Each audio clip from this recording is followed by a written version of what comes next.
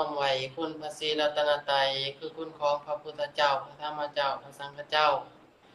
ขอน้อมนมัสการพระเถรานุเถระขอแสดงความนับถือแผ่มายังหมู่เพื่อนสามเณรทุกอาทุกองค์ขอเจริญสุขสบายดีสุขีเจริญพรเด้อตอนค่ำยามแลงมื้อนี้ EP ที่33นะทักทายสบายดีทุกท่านทุกคน FC ยอมพ่อยอมแม่พี่ป้าน้าอาน้องนงเพื่อนสาวทุกท่านทุกคนนะ FC ทุกท่านทุกคนจากทั้งแอปดำแอปแดงแอปผ้าแอปหยังกะยาขอทักทายสบายดีเด้อทุกท่านทุกคนมื้อนี้วันที่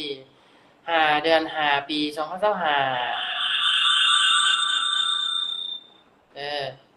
วันที่5เดือน5ปี2025จุดประสงค์ในการไลฟ์ก็คือการเปิดโอกาสให้เราท่านทั้งหลายได้เข้ามาสนทนาแลกเปลี่ยนข้อคิดคติธรรม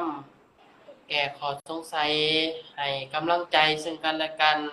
การพูดคุยแลกเปลี่ยนกันในหัวข้อต่างๆที่เราสงสัยในการใช้ชีวิตประจำวันนะโอเคสำหรับการ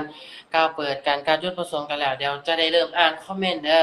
สำหรับผู้ใดที่เข้ามาเบิ่งรายการเดี๋ยวฝากกดแชร์ให้หน่อยเด้อแล้วก็กดรัวๆมาเลยนะเจริญพรไม่ออกเมนามาแล้วจอคนรอว่ะเจริญพรประหลาดโดยจัวผักติดตามแน่ได้